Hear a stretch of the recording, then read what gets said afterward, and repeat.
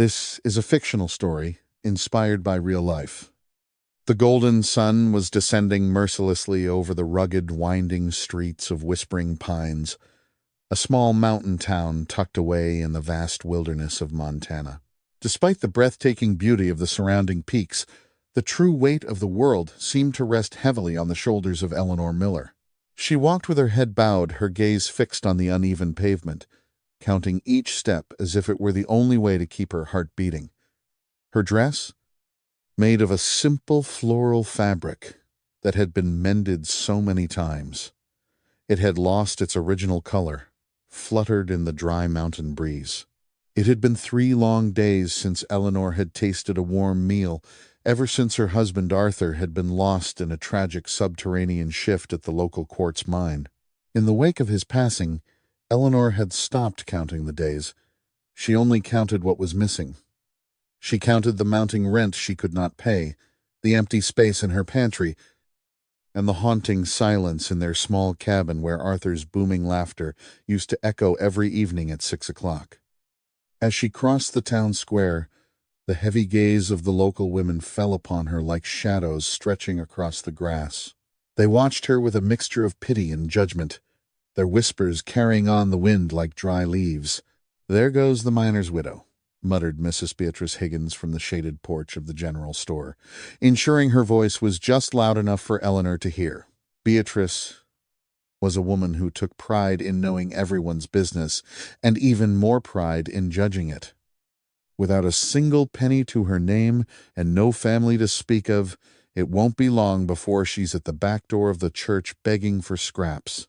Eleanor tightened her grip on the thin wool shawl draped over her shoulders and kept moving. She did not accelerate her pace, nor did she look back to acknowledge the sting of those words. Her dignity was the only thing the cruel hand of fate had not yet managed to strip away, and she had no intention of handing it over as a gift to Mrs. Higgins. That very afternoon, the reality of her situation arrived with a sharp knock on her door. Her landlord, a man with a cold demeanor who refused to meet her eyes, stood on the threshold and delivered the news Eleanor had been dreading. He told her he was sorry, but he needed the cabin for a family with children who could pay the rent on time and in full. He claimed to understand her plight, but he insisted that he too had needs and obligations to consider. Eleanor did not argue. She knew that words would not change the mind of a man who measured worth in silver and gold. She gathered her few remaining possessions into a small bundle of cloth. A framed photograph of her and Arthur on their wedding day, her mother's old prayer beads, 2 changes of clothes, and a small iron pot that had survived years of use. She walked out of the cabin without saying a word, for there was nothing left to say to a world that had turned its back on her. The evening was approaching with that damp, biting cold characteristic of the Montana highlands, a chill that seeped through the thin fabric of her clothes and settled deep within her bones. Eleanor began to walk without a clear destination, heading toward the outskirts of town where the paved roads gave way to dirt paths lined with overgrown grass and towering pine trees. As she climbed the hill that overlooked the valley, she saw the silhouette of a grand estate looming among the trees. Everyone in Whispering Pines knew of Sterling Manor. It was the largest property in the region, with lands that stretched all the way to the northern river and enough cattle to feed 3 towns for a year. It belonged to the most feared and misunderstood man in the county, Mr. Richard Sterling. He was an elderly man with a character as hard as the granite mountains, a man who had dismissed all his workers months ago and was rumored to fire warning shots at anyone who dared to approach his gate. People said he had gone mad with bitterness, that his immense wealth had corrupted his soul, and that he was being punished for some ancient sin that no one knew, but everyone imagined. Eleanor looked at the manor through the trees, then back at the road leading to town, and finally at the sky darkening rapidly over the pines. She realized she had nothing left to lose because she had already lost everything she loved. With a deep breath to steady her nerves, she pushed open the heavy iron gate and stepped onto the gravel path. The silence within the estate was a heavy, oppressive thing. There were no dogs barking to greet her, no workers bustling in the stables, and no smoke curling from the grand chimneys. The only sounds were the crunch of her worn boots on the gravel and the wind whistling through the eaves of the massive house. Eleanor climbed the wide wooden steps of the porch slowly, her hand resting on the railing to keep her balance in the growing shadows. That was when she saw him, tucked away in a rocking chair at the far end of the porch. Wrapped in a thick wool blanket, despite the early hour of the evening, sat the legendary Richard Sterling. He was not the monster the stories had described. Instead, he was a pale, fragile old man with skin the color of aged parchment, breathing with the heavy, labored rattling of someone who had been battling a deep chest congestion for many days. A bottle of medicine had fallen from the small wooden table beside him, its contents spilled and forgotten on the floorboards. He was completely alone, abandoned by a town that had once bowed to his wealth, but fled the moment his health began to fail. The old man opened his eyes with great effort when he heard Eleanor's footsteps. His eyes were bloodshot and weary, reflecting the gaze of someone who had not slept peacefully in a long time. He looked her up and down, taking in her mended dress, her dusty boots, and the small bundle she carried. "Have you come to rob a dying man?" he asked, in a raspy, grating voice that sounded like a rusted hinge. "Go ahead. I no longer have the strength to stop you." Eleanor did not move for a long moment. She looked at the man, she looked at the fallen bottle, and then she looked at the empty clay cup on the table. Without a word, she entered the house, found a pitcher of water in the kitchen, and returned to the porch. She knelt beside the rocking chair and spoke in a voice that was soft but firm. "I have only come to offer you a drink of water. Money cannot quench the thirst of the soul, and it seems the world has forgotten us both in the same way." Richard Sterling looked at her as if he could not quite believe what he was seeing, but his trembling hands reached out for the cup. The days that followed were among the most difficult Eleanor could remember, yet they were also the most honest. She spent her first night sleeping on the hard kitchen floor, wrapped in her thin shawl, with the door bolted to trap the meager warmth left in the hearth's embers. She rose long before the first light of dawn touched the mountain peaks, for the body of one who has lived in poverty does not know the luxury of sleeping late. Her first task was to fetch water from the old well in the courtyard. The iron crank groaned under her effort, and the bucket descended with a hollow sound that echoed off the stone walls, before returning heavy and brimming with ice-cold water. Eleanor poured it into a large ceramic jug and went to check on the patient. Richard's fever had spiked during the night. His forehead burned like a stone left too long in the midday sun. Eleanor searched through the kitchen cupboards until she found clean scraps of linen. She soaked them in the cold water and placed them gently on his forehead and the back of his neck, whispering quiet words of comfort he likely could not hear. She then ventured into the neglected garden at the back of the property, where wild herbs still fought for space among the weeds. She gathered handfuls of peppermint and mullein, brewing a potent infusion that filled the kitchen with the scent of the earth and ancient remedies. "Drink this," she told him when he regained a flicker of consciousness. "What is that?" he asked, with a look of deep suspicion, eyeing the steaming cup.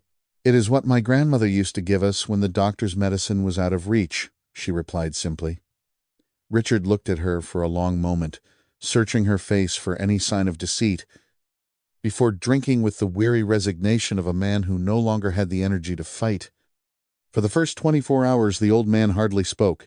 He watched her from his chair, or from the bed, once she had convinced him it was better to rest indoors.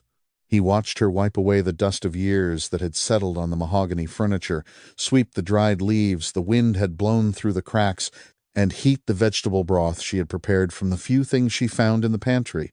On the second day, his old spirit began to spark with irritation. "Don't put that there," he grumbled, pointing a shaky finger at a side table. "That piece belongs against the far wall. Who gave you permission to move my things?" Eleanor did not stop her work, or even turn around. "No one gave me permission," she answered calmly, "but they were in the wrong place, and they needed to be moved." "Bossy woman," he muttered under his breath. "Difficult patient," she shot back. There was a long silence. And then from the bed came a sound that was suspiciously like a suppressed chuckle. By the third day, the fever began to recede. Not entirely, but enough for Richard to sit up without the room spinning around him. On the fourth day, Eleanor changed the cool cloths on his brow, gave him his warm broth, and sat in the wooden chair by the window to mend a hole in her dress. She had found a needle and thread in a kitchen drawer, and was determined not to let the opportunity go to waste. It was during that quiet afternoon, with the soft light filtering through the pine needles outside, that Richard spoke with true sincerity for the first time. "What is your name?" he asked. "Eleanor? Eleanor Miller, widow of Arthur Miller." "When did your husband pass?" "3 weeks ago, in the Silver Peak mine." There was a long pause as the clock on the mantel ticked away the seconds.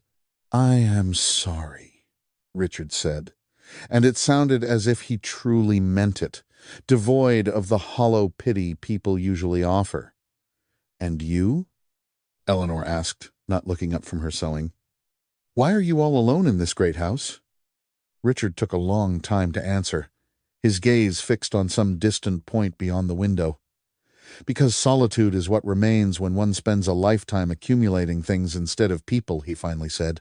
"My family left when they realized this estate wasn't worth as much as they had hoped. My workers fled when the illness arrived, and fear took hold of them. The town stopped coming when I no longer had anything to give them." Eleanor looked up from her work. "The medicine in that bottle was the last you had. It ran out 4 days ago, and you didn't send for more. Why?" "To whom would I send word?" he asked, and in that short question the depth of his isolation was laid bare. Eleanor looked back down at the fabric in her hands. "To me," she said simply. "If you had sent for me, I would have come sooner." Richard stared at her for a long time, his features softening, and though he said nothing more, the tension in his shoulders seemed to evaporate like mist in the morning sun.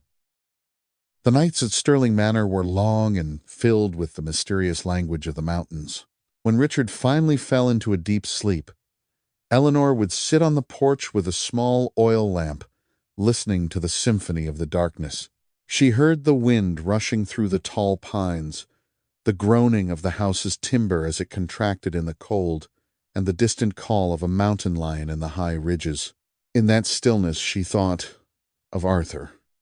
She remembered his calloused hands holding hers, the way he would whistle a nameless tune while he worked in their small garden, and how the world had seemed to shatter into 1,000 pieces the day the foreman arrived at her door with his hat in his hands. She also thought of Richard, reflecting on his words about accumulating things instead of people. She realized there were 2 distinct types of loneliness dwelling within the walls of the manor. Hers, which was fresh and still bleeding, and his, which was ancient, and had scarred over into a hard crust of bitterness. By the second week, Richard began to regain his strength. He started by walking to the chair on the porch, where he spent his mornings surveying the courtyard with the expression of a man taking a mental inventory of a life he had almost lost. Eventually, leaning heavily on a wooden cane Eleanor had found tucked behind a door, he began to take short walks around the grounds. She watched him from a distance, never interfering, allowing him to reclaim his domain at his own pace. Whenever she saw him stop for a long time to look at a broken fence or an overgrown path, she would return to her chores to give him his privacy. One afternoon, he walked into the kitchen while she was preparing a simple meal. "Do you know how to milk a cow?" he asked abruptly. "I learned when I was a young girl," she replied. "There are 2 cows in the barn that haven't been tended to in days. They must be in pain." Eleanor wiped her hands on her apron and followed him to the barn. The animals were restless but healthy. She sat on the small wooden stool and began to milk them with the practiced, steady movements of someone who had done it 1,000 times. The rhythmic sound of the milk hitting the metal pail filled the quiet barn. Richard stood in the doorway, leaning on his cane, watching her in silence. "Your husband," Did he work the land as well? He asked. He was a farmhand before the mine, she said, her voice steady. I helped him whenever I could. Why did he go to the mine then? Richard inquired.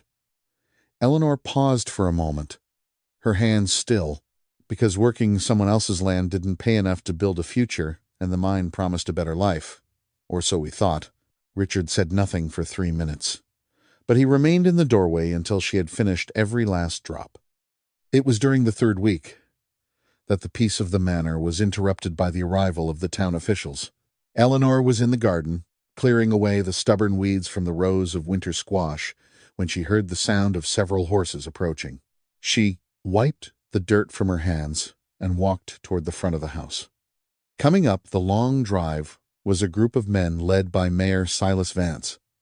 Behind him were 2 of his deputies and Mr. Barnaby Thorne, the town's most prominent moneylender, who was known for appearing wherever there was a scent of profit. At the very back, following on foot with an expression of hungry curiosity, was Mrs. Beatrice Higgins. Eleanor stepped onto the porch and stood firmly in front of the main door. "Step aside, woman!" Mayor Vance shouted from his horse, his voice booming with the unearned authority of a man used to getting his way. "We are here to inspect the property. There are reports that the owner has passed away and that an unauthorized squatter is occupying the estate." "The owner is very much alive," Eleanor replied, her voice calm and unwavering. "He is inside, recovering from a long battle with his health." The mayor exchanged a skeptical look with Mr. Thorne. "We'll need to verify that for ourselves," he said, beginning to dismount. "No one enters this house without an invitation," Eleanor stated, her eyes locking onto his. The mayor let out a short, mocking laugh. "Move out of the way, Eleanor. This isn't your concern. This estate is under the care of its owner, who is perfectly capable of deciding who visits," she countered. "So, yes, it is my concern." Silas Vance took a step toward the porch, his deputies flanking him. "Do you have any idea who I am?" he asked, his face reddening with anger. "I know exactly who you are," Eleanor said, "and I also know that without a signed legal warrant, you have no right to step onto private property." "Do you have such a document?" The mayor opened his mouth to speak, but no words came out. That was when the heavy front door creaked open.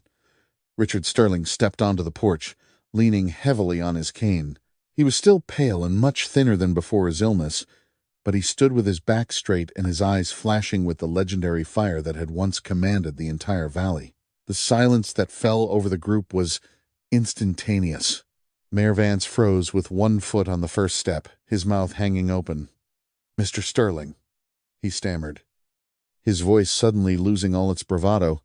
What a pleasant surprise to see you up and about." "I'm sure it is a devastating surprise for you, Silas," Richard said, his voice raspy, but carrying to every ear in the yard. "In 20 years of living on this land, not a single one of you bothered to visit me when I was well, and certainly not when I was dying. And yet, here you are, ready to pick the bones of a man you thought was gone." No one dared to speak. Richard pointed his cane at Eleanor. "This woman," he continued, "was the only soul who entered these gates when all of you were busy counting the days until you could divide my land. When the medicine was gone, when the food was gone, and when I couldn't even lift my head, she stayed. None of you did." Mrs. Higgins tried to speak up. "Richard, we didn't know you were so ill." He cut her off with a look of pure ice. "I have heard the poison you spread about the people of this town for 40 years, Beatrice. And I know what you said about Eleanor when she had nothing. Do not bother finishing that sentence." The mayor tried to regain his footing. "Mr. Sterling, if there are any irregularities with the property's management, we can resolve it officially." "The only irregularity I see," Richard interrupted, "is that you are standing on my path. Leave my land.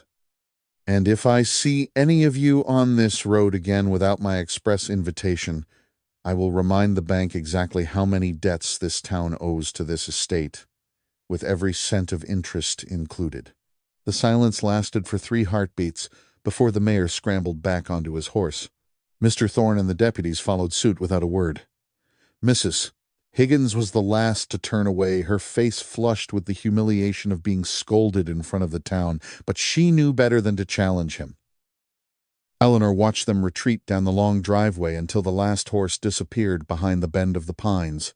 She finally let out the breath she had been holding, her heart still racing in her chest. Behind her, Richard turned to go back inside, but he paused at the threshold for a moment. "Thank you," he said quietly. It was the first time she had heard him use that word, and it carried a weight that no legal document ever could. The months that followed were the most peaceful Eleanor had known in her adult life. The Sterling estate slowly began to return to life, like a garden waking up after a long, harsh winter. Richard recovered enough to spend his days overseeing the restoration of the fences and the replanting of the fields. Eleanor stayed, not because of a formal contract, but because there was work to be done, and she was the only one who knew how he liked things handled. Richard eventually hired back a few of his most trusted workers, and the chimneys once again breathed smoke into the Montana sky. The garden was revived, and the stables were filled with the sound of healthy livestock.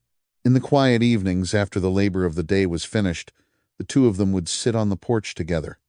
Sometimes they talked for hours, and other times the silence was enough. Richard spoke of his past, of the children he had hoped for but never had, and of his wife who had passed away so young that her memory was like a faded photograph he kept locked in his heart.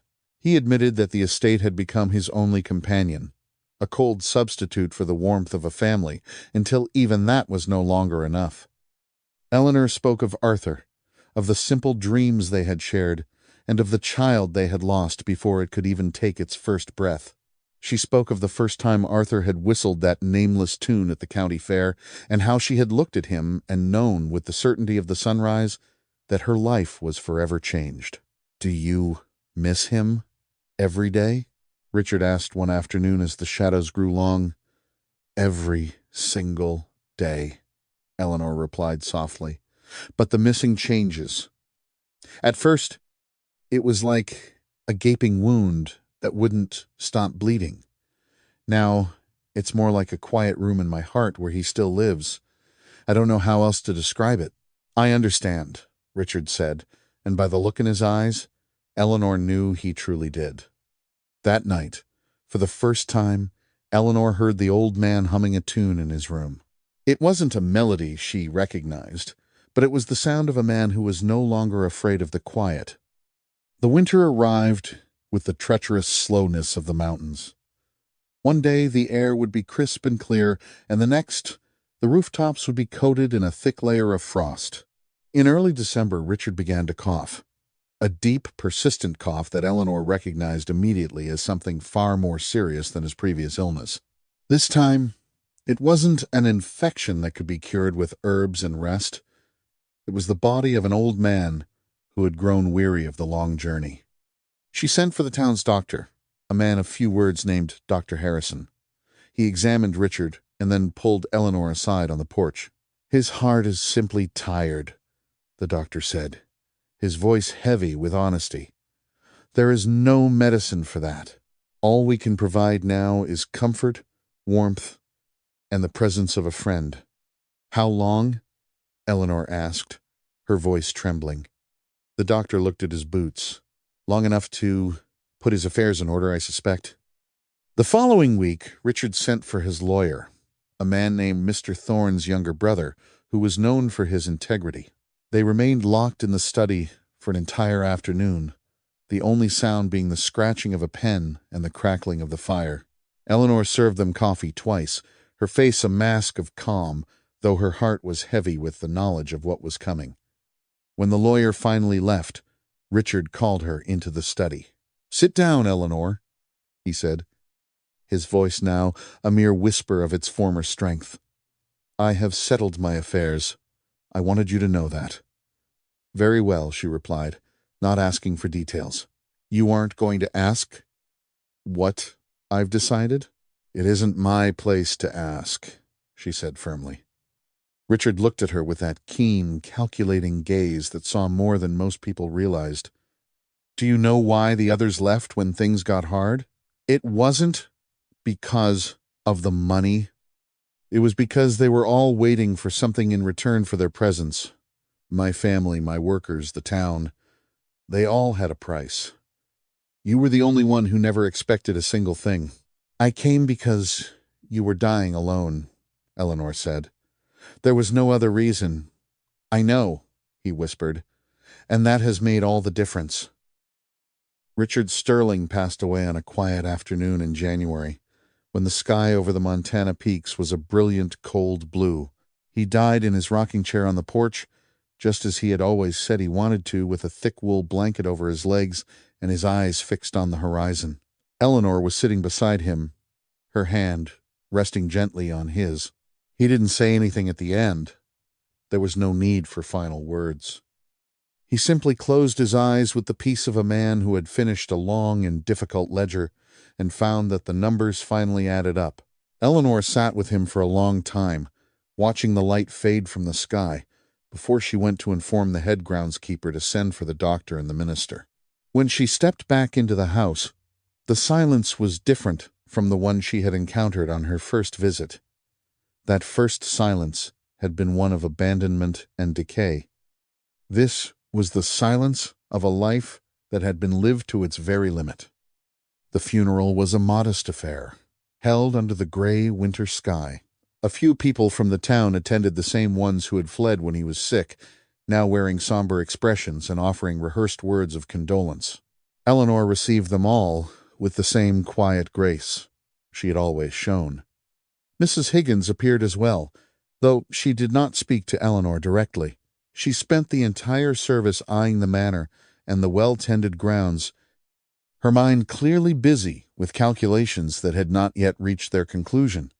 The reading of the will took place 3 days later in the town square of Whispering Pines. Mr. Thorne, the lawyer, arrived punctually with his leather briefcase and a sense of solemnity that commanded the attention of the gathered crowd. Mayor Vance stood in the front row, flanked by his associates, all of them leaning in with hungry anticipation. Eleanor arrived alone, wearing her cleanest black dress, and stood off to the side, away from the spotlight. The lawyer cleared his throat and began to read the document. There were generous provisions for the long-time workers of the estate, amounts that Richard had calculated with great care to ensure their futures. There was a significant donation to the local school for a new library, and precise instructions regarding the town's outstanding debts to the estate, which were to be settled within 6 months, a clause that made Mayor Vance turn a sickly shade of gray. Finally, the lawyer reached the concluding paragraph. His voice remained steady, but the weight of the words echoed through the silent square. I leave the Sterling estate, its lands, its livestock, and all its assets to the only person who entered my home without expecting anything and stayed without asking for a penny. To Eleanor Miller, who restored my faith in the existence of true goodness in this world. May she care for the land with the same heart she used to care for me. The silence in the square was profound. Mrs. Higgins's mouth hung open in shock, and the mayor stared at the ground as if he were trying to disappear. Eleanor stood with her hands folded in front of her, her back straight and her gaze steady. She looked at Mrs. Higgins not with anger or a sense of triumph, but with the quiet dignity that had been her shield since the day she was first insulted in that very square. Mrs. Higgins was the first to look away.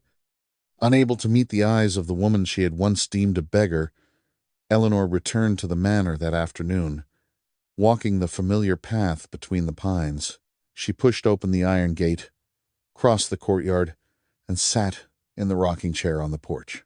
She looked out at the vast Montana landscape, at the cattle in the fields, and at the old oak tree in the corner that Richard had once told her was 50 years old.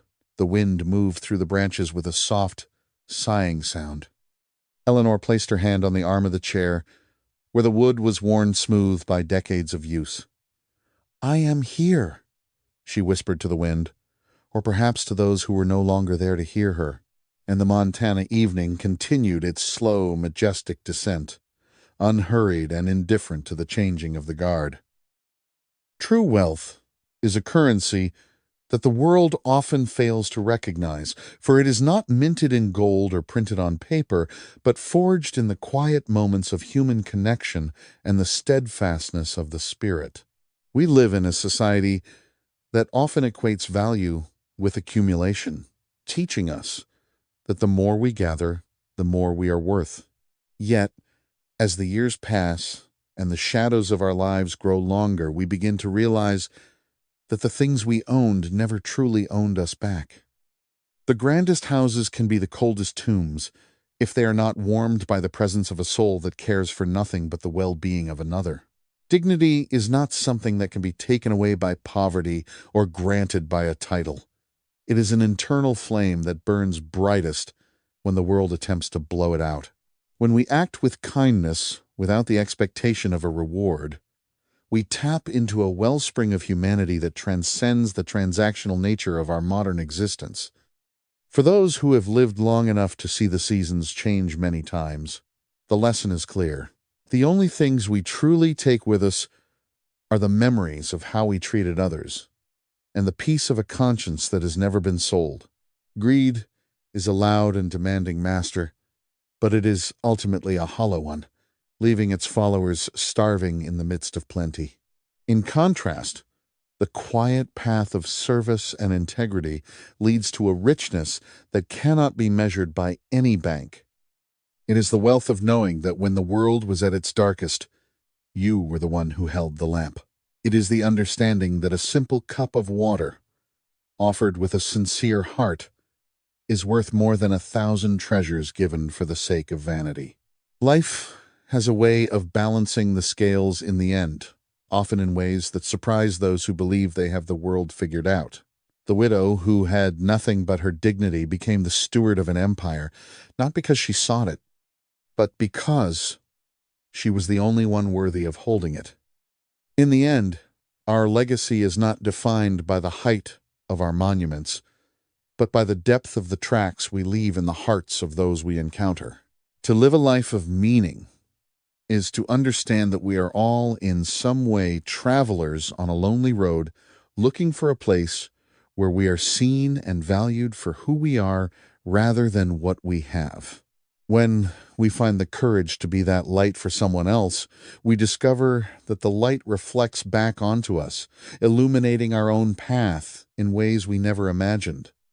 The true measure of a person is found in what they do when they believe no one is watching and when there is nothing to be gained. It is in these silent acts of grace that the true beauty of the human experience resides, reminding us that even in a world that often seems cold and indifferent, there is still room for the warmth of a selfless heart to change everything.